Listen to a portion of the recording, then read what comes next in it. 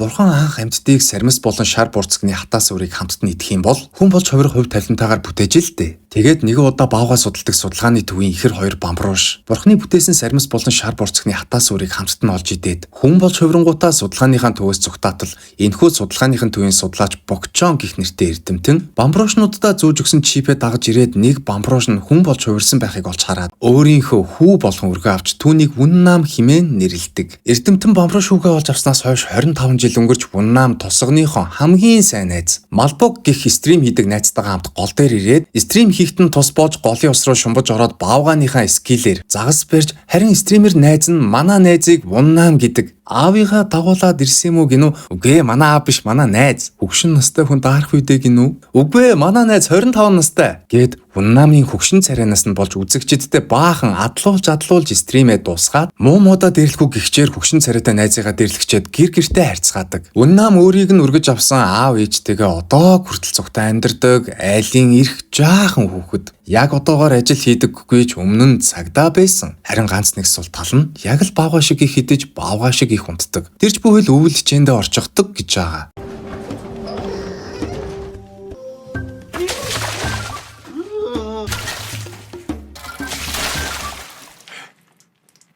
Вүннамын найз Малбог Сиугийн нэг салбарт ажилладаг. Харин Вүннам өдрийн цагаар найзынхаа ажил дээр ирж цагийг хамтдаа өнгөрөөдөг. Тэгтэл нэг өдөр энэ хоёрын багийнх нь эмэгтэй найз Нара гих бүсгүй сөүл цагдаа хийж байгаад даргаа зодсноос болоод тушаал буурч хөдөө тосгон руугаа томилогдсон ирж гуруулаа үүнийг нь тэмдэглэн шүнжэнгөө наргиж онцгоодог. Вүннамын өдөр тутмынх нь амьдрал иймэрхүү өнгөрдөг юм шиг боловч үнэн хэрэгтээ баавгаан зэн совин баавгаан бүх хүч чадлуудаа ашиглан аюул учирсан газруудад харавсан сум шиг давхин хиндэж өөрийнхөө нууцаа мэдэгдэлгүйгээр үргэлж бусдад тус болж явдаг сайхан сэтгэлтэй залуу. Тэрч бүхэл нэг өдөр эдний тосгоны нэг айлынхан тариантал баг. Зэрлэг бодон хаанууд сүйтгэснээс болоод Вүннам зэрлэг бодон хаануудыг дуудаж уулзаад баахан загнаж байгаад хөөж болдог. 아무리 배고파도 내려오지 말라고 했어 안 했어? 내가 말하는데 어디 오냐 니들?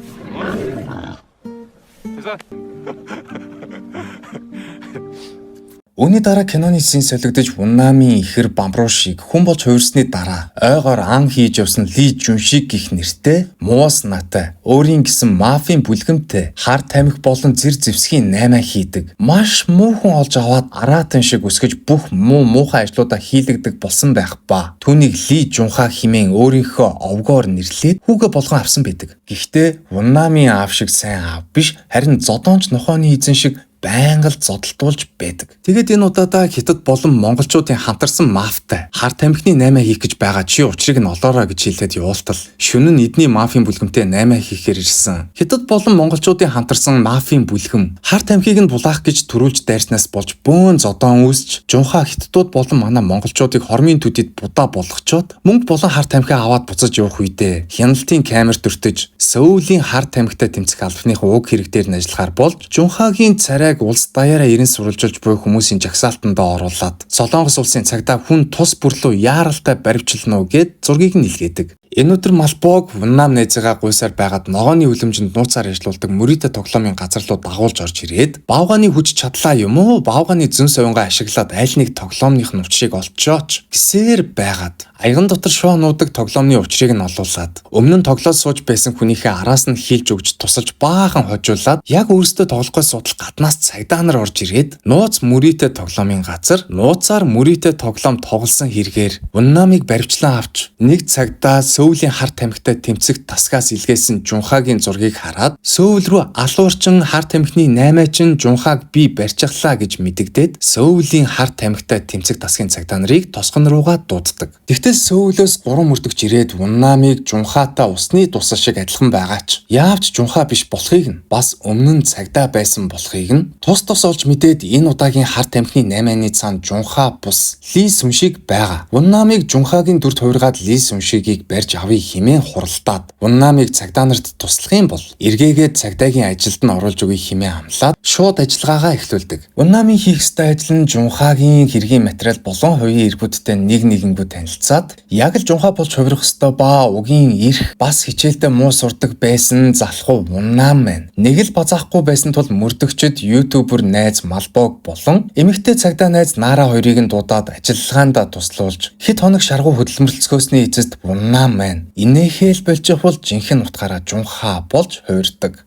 Харин жунхааг үргэж авсан аав нь би чамааг анх олох үедээ яг юу юм болоо гэж их гайхсан. Тэгээд дараад нь Богчон гэх нэртэй эрдэмтэн Баавгайн бамбруушнууд дээр судалгаа хийж байсан болохыг олж мэдсэн. Чи бол тэр эрдэмтний ямар нэгэн туршилтын үр дүн. Тухайн үедээ чамааг ухаантай болгох гээд нэгэн төрлийн вакцинаар чамааг тарьж байсан юм байна лээ. Хэрвээ тэр вакцины нь амьтдыг хүн болгох чадвартай гэж үзэх юм бол маш их хүн хүрч таараа. Чи тэр эрдэмтний судалгаануудыг очиж шалгаад вакциныг нь олж ир гэж хэлээд жунхааг Уннаамын тосгон руу явуулж жунхаа тосгонд ирмэгцээ Уннаамын аавынх нь ажлынх нь өрөөнд сэмээрхэн орж ирээд эд хогчлуудыг нь шалгаж байгаад Уннаамын ээж аав хоёртой тааралдаж өөрийнх нь ихэр бамрууш энэхүү айлын хүүхэд болж хайр халамжаар дүүрэн өссөн болохыг мэдээд сэтгэл нь тавгуурхан буцаж яваад камер дүртэж цагдаа нарт тосгонд ирсэн болохоо мэдэгддэг. Тэгээд шөнө нь жунхаа өөрт нь ус сандаг байсан нэгэн мафийн бостойгоо таарч өнөөх нь хүмүүстэй жунхааг ал хэмээн тушааж энэ газар багахан тулаан өрнөдөг.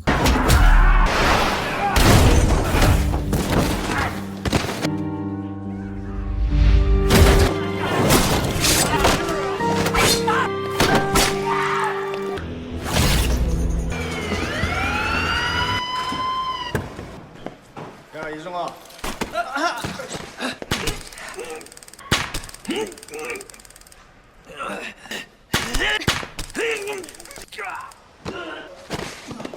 Ингээд цагдаа нар жунхааг амжилттай баривчилж Уннаамыг жунхаагийн дүрд хувиргаад хятад руу хил давж их хэмжээний хар тамхи болон химийн хорт зэвсэг зарах гэж байсан. Ли Сүншигийг баривчлуулахаар нууц ажиллагаагаа эхлүүлж Уннаамыг Ли Сүншигийн араас онгоцны бодол руу оруулах гэтэл эмнэлэгт ухаангүй байсан жунхаа сэргээд орноос нь гавлсан гаваа эвдэнгүүтээ тэр дороо эмнэлгээс оргож өргөж авсан аав руугаа залгаад цагдаа нар отолт хийж байгаа болохыг нь анхааруулan хэлээд Ли Сүншигийг онгоцны будлаас зугтаалгаж цагдаа нар болон манайхан араас нь хөөж Малбог Ли Сүншигийн зугтаж буй машиныг нь дроноор дагаж явсаар байгаад улсын онгоцны бомбонд ирцгээдэг. Тэгээд төлөвлөсөн ёсороо Уннаамыг жунхаагийн оронд дотогш оруулж Ли Сүншигийн гартаа барьж байгаа цүнхийг нь авахулах гэтэл Ли Сүншиг Уннаамыг тижээж үсгсэн хүн биш болохыг анзаарч мэдээд хүмүүстэй шууд ал хэмээн тушаан дайруултал өмнө нь нэг ч удаа зодон хийж үзээгүй Уннаам маань төрлөх инстинктээрээ мафийн бүлэгмийн бүх гишүүдийг самардаж унгаачаад Ли Сүншигийн араас нь хөөн гарч иртэл ихэр бамбрууш жунхаанд гарч ирээд Ли Сүншигийг хамгаалж Уннаамыг цохин унгаадаг ба Малбог энэ бүхнийг нь нууцаар бичиж стримээ хийнгээ. Манай талын Уннаамын эсрэг дайсны талын Уннаам зодтолдох гээд гараад ирлээ гэж хэлтэл стримийг нь үзэж байсан Уннаамын аав ээж хоёр хүүгийнхээ байгаа бомб руу хөдөлж Ли Сүншиг химийн хорт зэвсгээр цэнгэлсэн тэсрэг бөмбөгтэй цүнхээ идэвхжүүлэнгүүтээ усан онгоцонтой суун зүгтэж жунхаа өөрийг нь өсгсөн эцэгтэй зүгтах цаг хожихын тулд ихэр бамбрууштайгаа тулалдаж нэг хэсэгтэл хоёр баавга хүч энэ тэнцүү тулалдсны эцэст манай Уннаам дийлж Ли Сүншигийн идэвхжүүлж үлдээсэн химийн хорт зэвсгээр цэнгэлсэн тэсрэх бөмбөгтэй цүнхийг нь аваад далаа руу шумбуу орж цүнхийг аль чадхаараа далайн гүнд дэлбэлэх гэтэл ихэр бамбруус жунхаан далаа руу араас нь үсэрч орж ирээд цүнхийг нь булан авч Уннаамыг дэлбэрэлтийн хүрээнээс холдуулж өөрөө дэлбэрч өгдөг.